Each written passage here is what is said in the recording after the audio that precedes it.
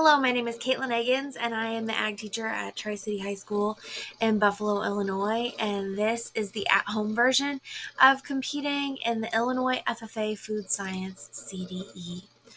I was asked to do this workshop for the second-year teachers at the second-year conference here in June of 2022. So let's start out by this is competing in the Illinois FFA Food Science CDE. My name is Caitlin Eggins. A little bit about me is that I'm the ag teacher at Tri-City High School, and I'm the host of the Section 14 Food Science Contest. I've hosted it for the past 3 years, and I do basically the state contest, which is a little lower level for ease of all of us. So to start out, here are the best resources. I'm going to move myself over here so it's easier to see everything. So the best resources to start out with is the Illinois FFA Food Science resource page. This has examples of past resources used at the state level, and it's good for printing and using at practices. So if we go ahead and get into that page and what it looks like, you're going to see that it has a copy of the Scantron. It has all of the rules. It's got a video about it. It's got right here all of the study materials for it. Right here are the rules linked down below, and all of these important things that you need to be able to understand this contest. And like I said, this right here is what you get when you click on the rules. So it's a nice detailed document over what you need to think about and what you need to expect for this. So then if we go ahead and get back into it, let's get back into full screen mode. Here we go. So next up is the National FFA Food Science Handbook. It's really good for better explanations of rules, so sometimes the state rules aren't as in-depth. It's also a good place for if you go further with the contest, so if you decide to compete at state level and then you win state, what you need to do to prepare for nationals. It is also an excellent resource for if you need to justify a trip to your school district. So when I was a new teacher, my school district required me to turn in why I needed to go to a contest and how it would benefit my students academically. And so I would use those objectives that it's got attached. Then we have the National FFA Food Science Resource Folder, and this is a good place for quick print study materials. The questions may be a little bit more advanced than your students might see at a section or state contest, but I would rather my students be over-prepared than under-prepared. I personally take questions that I think are reasonable out of the National FFA resource folder from past national contests and put them into my current tests, just because it's easier for me. I'm not trying to create questions or anything like that, and I'm not making open-ended questions by accident. All right, next up is going to be, if my slide will go, we're getting crazy. Okay, so parts of the contest on paper. You've got your objective test, which is worth 100 points, the math practicum, which is 25 points, and your customer inquiry scenario, which is worth 25 points. These are all individualized items, so your students have to take these as an individual. We're going to go into more details about what each of these things are in a minute. I just want you guys to see that all of these things are on paper, on Scantron for scoring purposes. Then you've got the hands-on parts of the contest, which are the more fun things to practice with your kids. These are kind of the boring items to practice. These are kind of the fun items to practice. So you got the triangle test, the aromas, and the team event. In total, the contest is going to be 530 points possible. The triangle test is 20 points. The aromas are 60 points. Those are both done individually, and then the team event is worth 300 points. At my contest, I just add in the 300 points to my kids' overall scores to get their individual scores. All of the kids compete in the team event at my contest. So first up, we're going to talk about the written exam. This is an example of what the written exam looks like on the national level. I do put mine into a different format just for printing ease. This is not a printer-friendly version. I also only I'll copy out enough for one group to be able to sit there and read it. I don't print out one for every student. So there's 100 points total on the written exam. There's supposed to be 50 questions at the state level. I did that my first year. It took forever, and the teachers requested that I change it. So I knocked it down to 25 questions at sectionals. They're worth 4 points apiece, and that went a lot smoother. Everybody took the exam at the beginning and then went into it, versus my first year, I tried to do stations, and one of the stations took the written exam, and it just took too much time. So each section runs things differently. This may not be the case for your section. Then we have the exam parameters. So it's multiple choice. In my section, we typically use a Scantron. One thing that I want you guys to hear about is zip grade. A lot of you probably already know about it, but it will grade 100 papers a month for free, or unlimited for a year for $6.99. A lot of the teachers in my section just pay the $6.99, and then we sit there at contests and zip grade everything, and then we're in and out and done. At my contest, I make custom zip grade Scantron sheets that are designed for this contest, that say what it's for, etc., right on it, so that when kids have questions about, well, what's this for, I can go through and say, well, right here it says it's the math practicum. And that makes it a lot easier for everyone to be able to help out. And then when I go to grade, I can just use my phone and I'm done very, very quickly. That's just a little tidbit for you guys if you like it. Exam parameters. So the exam questions must come from the listed references in the back of the state rules for the state contest. So right here is a screenshot of that page. All of those things pretty much are listed on the national FFA's references, which is why I feel comfortable taking things from national FFA to use in my section contest. Besides the team activity, this is the highest point activity in the contest. So it is very, very important that you take the time to learn about what this is, and take the time to work on getting your students comfortable with these types of questions. Overall, a lot of teachers spend a lot of time on the aromas and the triangle tests. Those are so low point compared to the exam. The exam is what's really weighted and what's really going to swing it from what I've seen in my contest. So in a real activity, we would go ahead and in person, we're going to go ahead and do this activity, 10 questions. For the online version, we will skip this. Okay, next up is the customer inquiry scenario. So it's 25 points. There's 2 points for idea of the cause and 3 points for the idea of nature. So essentially what they're going to do is they're going to hand you 5 letters, and you have to read the letter and determine what caused the problem, and then what was the nature of the problem. On the following page, I have the card. So it is also multiple choice, but like I said, I use the zip grade and I make a custom Scantron sheet that looks like this. This is a screenshot of the state card. The state card is available on that first link that I showed you guys. So there's 2 bubbles per question. First, if the issue is a safety issue or a quality issue, and then second, if the issue is a biological, chemical, or physical hazard. The reason that this is so important to point out is because in the state rules, it does not explicitly state what the categories are, beyond the fact that you have to identify the issue and you have to identify the concern. So make sure that you're looking at the card itself to help you through that, because it is a very difficult thing to determine. Then this card can be printed off the state website for practice purposes, and I highly, highly recommend using the proper card during practice so that students are used to it before the contest. So print out that state card and practice it with your students before you go to state. And my reasoning behind that is, when you go to a state contest, it's expensive, and you don't want to waste your money to prepare the kids improperly or just like throw them in. If you're going to take the time to practice, take the time to print out those cards. You won't regret it, and your kids will do better because they knew how to actually fill out the card.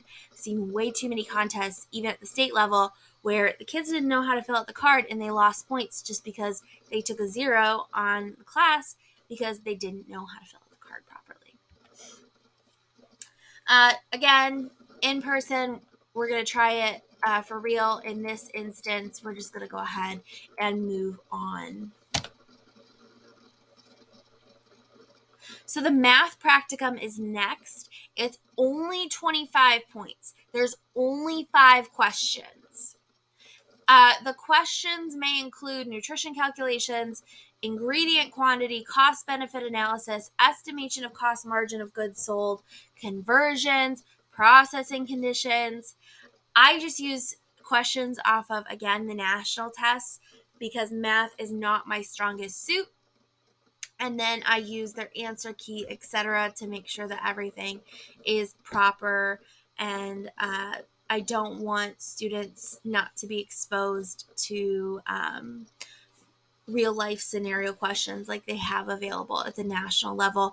I do have to be worried about making sure that those conversion charts are available for students.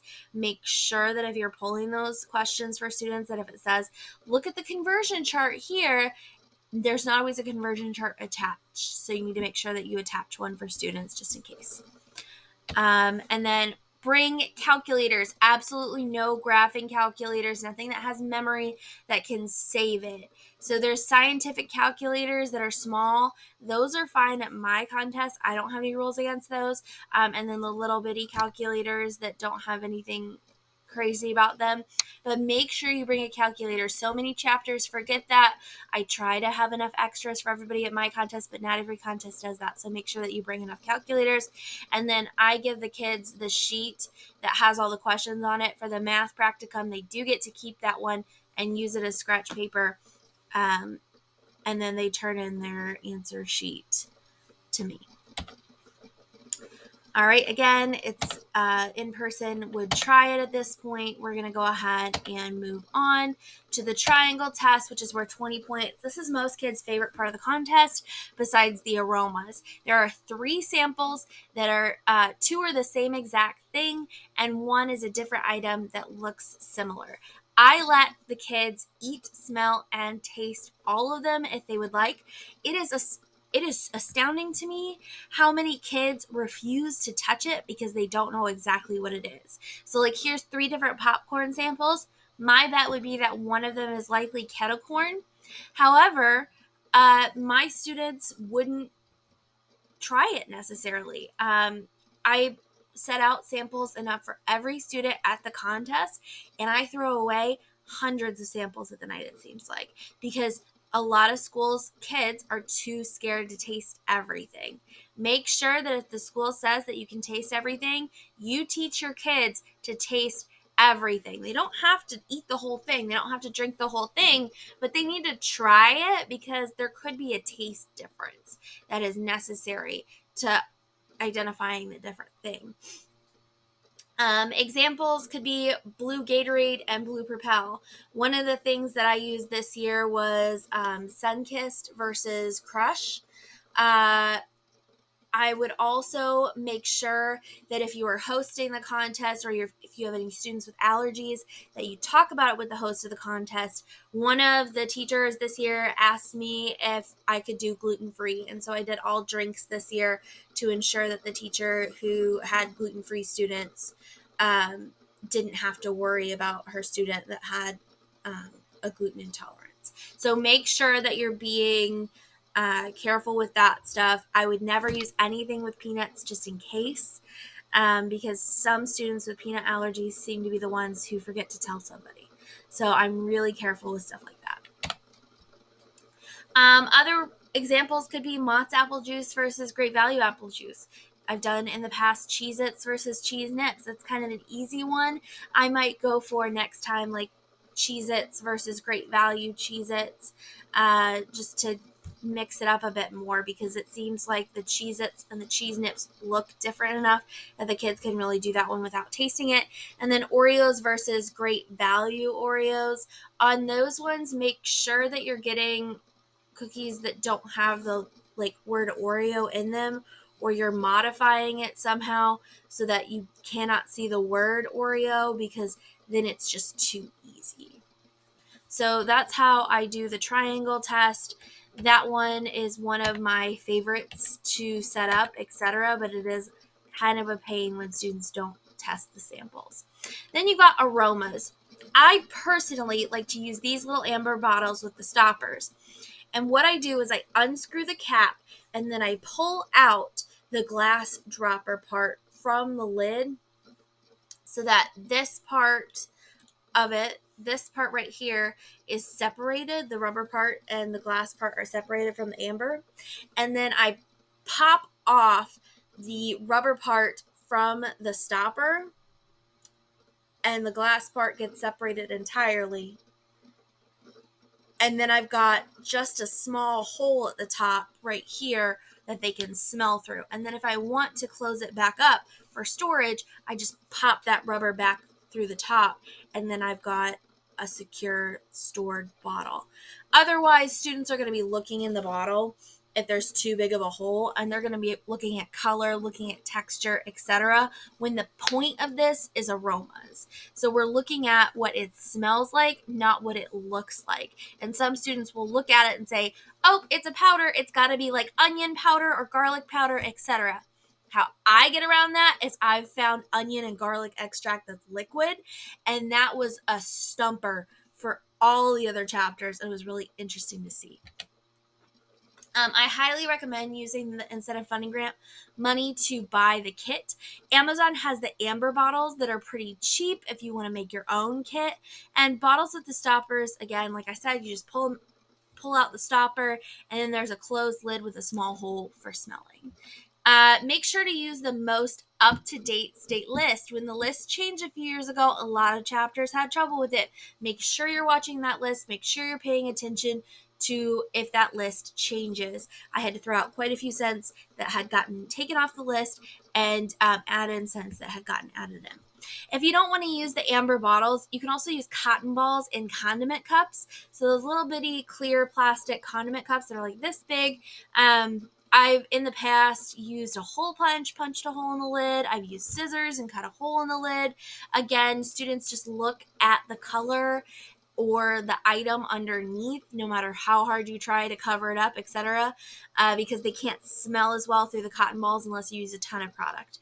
So I really, really recommend the amber bottles. I've done it both ways, and amber bottles are the way to go. And then we're going to go ahead and do that in person as well. And then finally, the hardest part in the entire contest is the team event. It gets chapters in my section every single year because this is the hardest one to prepare for. I make a little table, I guess, of the score sheet like this, and then I send it home to all of my parents, or excuse me, my ag teachers, so that they can see the breakdown of how well their kids did, what their kids struggled with, and the judges' comments. So there's a marketing scenario where you need to formulate a product to meet market requirements. The new package design, make sure that you bring colored pencils, markers, and crayons. Designate a team member beforehand to be working on that while others are working on the math portions. The number one issue I see in the team activity is students not utilizing their time wisely enough, waiting until the end, and then crapping something together because they're focused on the other aspects when the new package design is a good chunk of the points. And in my opinion, it's the fun part. The nutrition label development and adjustments, that is probably one of the hardest parts of it. The equipment used to produce and package the product, that's something students struggle a lot with. The quality control and safety programs students struggle a lot with. The potential products that you could use are cereal, breakfast bars and candy, snack mixes, dairy products, desserts, beverages, pizza, processed fruit snacks, sandwiches, convenience meals, and stir-fried vegetables. I personally have seen wraps like a lettuce wrap a chicken wrap, things like that. I've seen trail mixes. I've seen a cake, a little coffee mug of cake, etc. Make sure you're practicing that with your team. Make sure you're not practicing something that's not on the approved list. Students really seem to struggle with that. I use the national scorecard for product development to score the team event, and my section has requested that I take out pieces to give students more time because, again, it's such a big activity and it takes so much thought and contribution from each of the team members. So make sure that if you're working to prepare your kids, this is what you're focusing on the most. Okay, so I hope that that helps you understand more about the Food Science CDE. If you have any questions, please feel free to reach out to me, and I hope you learned a lot. Thank you.